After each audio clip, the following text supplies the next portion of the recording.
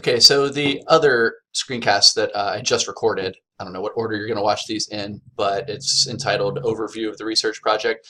That one's a bit more, I don't know, esoteric, sort of philosophical in some ways, like things, like the headspace you need to be occupying as you go into the research project. This one I'm going to try to make it a bit more, nuts and bolts, a bit more, process driven, let's say. And so no better way to do that than to talk about the requirements for the essay. Let's see if I can get this a little bigger. All right, sorry to be messing with those things. Okay, so the research project is asking you to write a persuasive essay. Uh, I hope this is clear by now, but I'm not interested in history reports. Okay, so you don't have to give me the history of your topic, and really no tangible sense is that going to be useful information to me. I guess I can get big here for a second. You can count on me to understand the history of your topic. I don't need you to explain, oh, the telephone was invented by Alexander Graham Bell and Steve Jobs' iPhone, blah, blah, blah. You don't, just get right to it. Get to the point. Okay, what's the controversy? What's the current conversation? And how are you adding your perspective, your voice to that conversation? Okay, so don't waste time or space, because I want your essay to be successful, and the best way for that to happen is if you're efficient, if you don't waste any time. Just because you've got X number of words written doesn't mean that you've really completed the assignment. Okay, so here we are. I'm already yelling at you, and we're half a sentence in. A persuasive essay about a topic that is important to you. So maybe we'll have time to talk about topics here by the end of this, but I just want to talk about a couple of the other steps first. So I guess we'll talk about it right here. You'll consider many topics before settling on one, and I hope you give yourself time to really ponder what you want to spend the next 6+ weeks working on in this class.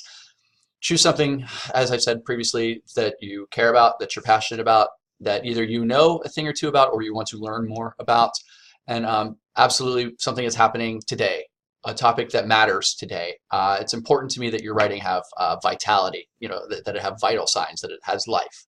And there's no way to kill, so to speak, a topic quicker than to rehash everything that's already been said and to add no new thinking to it, to add no fresh perspectives to it. And that's why so many of your typical freshman English type topics, they fall so short. That's why so many students think that, oh, this topic will be easy, I should write on this topic because it will be easy. What happens is you make it actually harder, because the bar gets higher.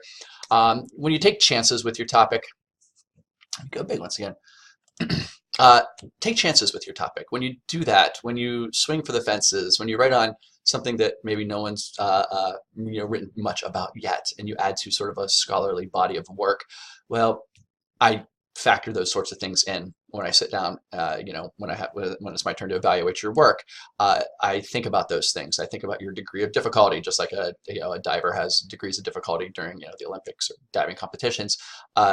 If you pick a simple topic with a low degree of difficulty, you better nail it, right? If you set the bar higher for yourself and really challenge yourself, well, then I'm thinking about that as well. You don't have to nail every single thing if you are daring or inventive. If you're a risk taker, I like risk taking in writing. Get out of your comfort zone. I don't want a 5-paragraph essay dressed up like a research project. I want you to do something that is a bit more vital than that. Okay, so you will consider many topics. You will explore your topic from many perspectives. I've had plenty to say about a research question already, but a good research question will lend itself to your essay structure. So when you ask those, the who, the why question or the how question, why is this app popular, or why does this problem continue in our society, in our state, in our county, whatever, and then that how question followed up with well, what can we do about it? How do we address this issue? When you ask questions that are nice and open-ended like that, from multiple perspectives to be allowed in, well, then not only are you creating a sort of a continuum of possible ways to approach your topic, but you're also saying, here's where I fall within that continuum, and that leads to an argument, that leads to persuasive thinking, persuasive writing. Asking a research question that avoids easy answers it's essential. Your essay is success depends on asking a good research question. So please let me help you with any research question issues that come up, any of these issues really.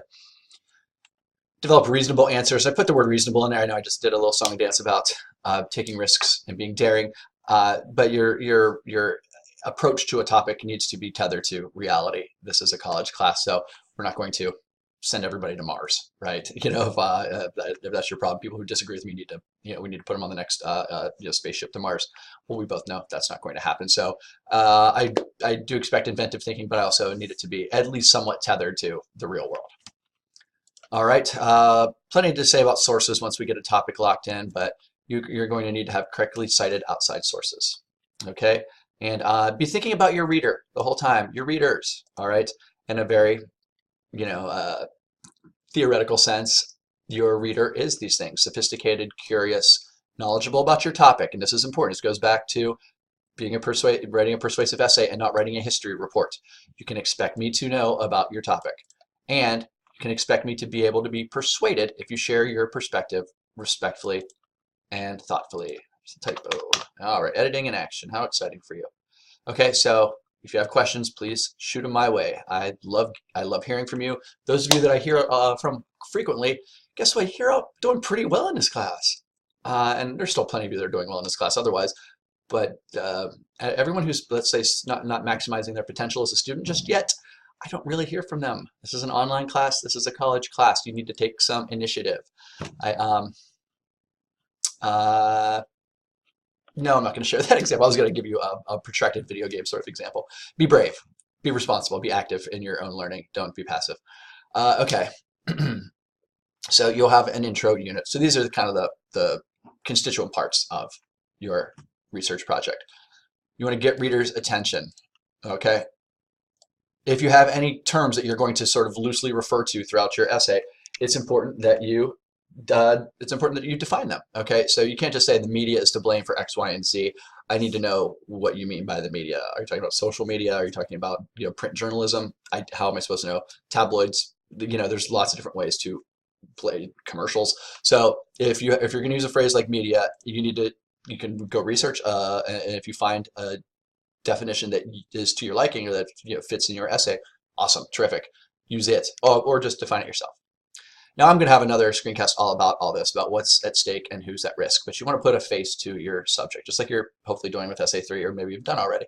What does your subject look like? Okay, it's one thing to write about unplanned teen pregnancies, but it's another to tell a personal story about someone who maybe that has gone through that that process. Let's say. Okay, so I'll have a lot more to say about that once you lock into a topic. Okay, I want you to have a thesis statement. Some of you are very comfortable working with that. The 3 best ways to blah, blah, and blah is to blah, blah, and blah. That's fine if you want to write a thesis statement like that. But we can do this thing now. We can do implicit thesis statements where you can count on me to kind of figure out the point of your paper if you write it if you write it sort of artfully enough, that sort of thing. Okay, so body units, each one will be well developed, thoughtfully organized. It'll be focused, I hope. It will use, some of these more typical aspects of successful research writing. You begin with a transition of some, you link every paragraph you start, you want to have some sort of connective tissue to the paragraph that preceded it. Transitions at the ends of paragraphs are my thing. I love those. Transitions at the tops of paragraphs, they work too. Okay, so set the agenda early. You notice I'm not saying topic sentence here. There's lots more ways to do it than the first way to reduce childhood obesity is to have more PE classes in elementary schools. That's fine. It's just there's not a whole lot of style behind it.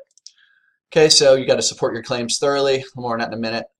Your citations need to be correct. Chapter 16 in your textbook is all about APA. So make sure that your APA, by the time you turn it in for a final grade, you want to make that the last thing you do. That's your business. But by the time I got my grading glasses on, let's say, I used to say when I had my red pen, but who writes on papers anymore? But by the time I approach your essay to evaluate it, I expect your APA to be flawless. Now I can certainly help you with that process, but it's important that you learn the ins and outs of APA, for yourself, because it's going to be the citation style that your major utilizes, unless you're an English major, in which case, good on you. Hope you like driving a Hyundai. Let's see. So again, I'll have more to say about the urgency here, but your body units. So you want to call them paragraphs, fine. That's too. Stats, facts, studies. Okay. Anything on academic search complete is going to be good by me. So maybe I'll try to show you that here in a minute. But it's in a digital library. Okay. You can also do personal experiences, illusions that illustrate a point, things that are happening in the world, real or hypothetical scenarios, appeals to, logic, emotion, character, needs, values, all those, your typical, rhetorical axes of persuasion. And then you'll wrap it up. Conclusion. We'll talk about conclusions weeks from now. Okay, so what must your research project do? All right. Let's see correctly. Sorry, all outside sources. MLA was for like math and digital design last year, but even those are APA now. So use 2 academic sources from databases. So you can see I have a link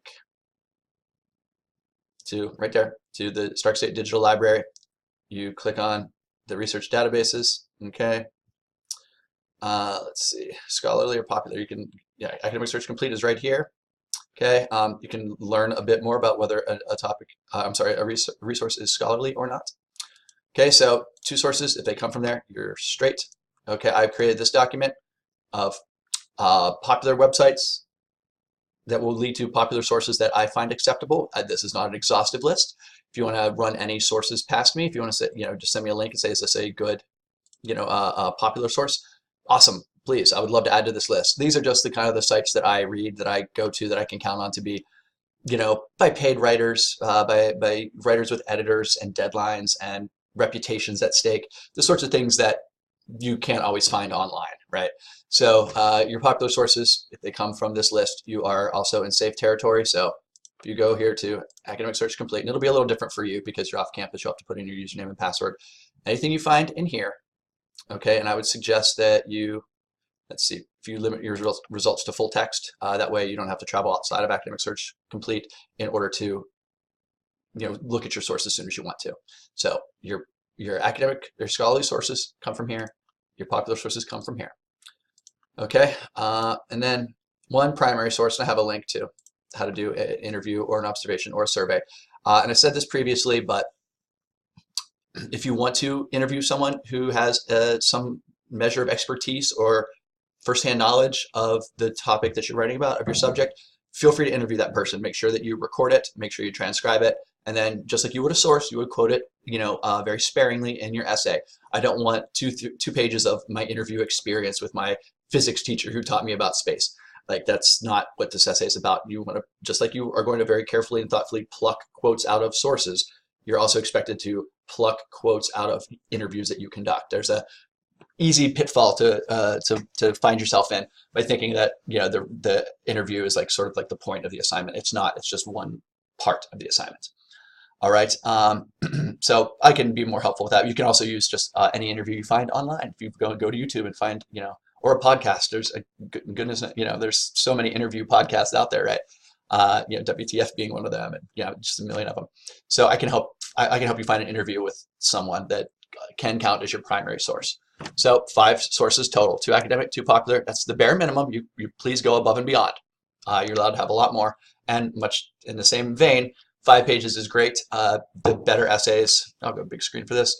5 pages is if you write it well, you can get a pretty good grade with a 5-page essay, and a good grade is a B. Okay, I take A's seriously, as some of you are, I think, learning either the easy way or the hard way.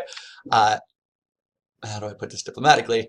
And an A essay is excellent, and I protect that standard as much as I'm able with every fiber of my being, let's say. And so ASAs are excellent. ASAs distinguish themselves above all the others. I don't give out many A's, but when I do, it's because it is a deserving grade. So if you're looking for an A out of the research project, you need to be thinking, well past 5 pages, in this at least 6-7 page territory, if not longer. All right, and that does not count. Let me say this too while I'm big. The 5 pages, your references page, when you list all the sources that you've cited within your essay, that does not count towards your 5. It's 5 pages of text. Got it? 5 pages of text. Okay, let me get my ugly mug off there. Formatted will be great. We'll have little assignments that kind of flesh out our ideas, discussion posts, those sorts of things. So as always, if you have any questions, if you want me to be a part of each and every phase of this process, I want that too. All you have to do is reach out. You have to kind of you have to initiate the contact. I think it's important that you make that leap on your own. So good luck. I want this to be a fun assignment for you to write and for me to read. So let me know how I can help facilitate that.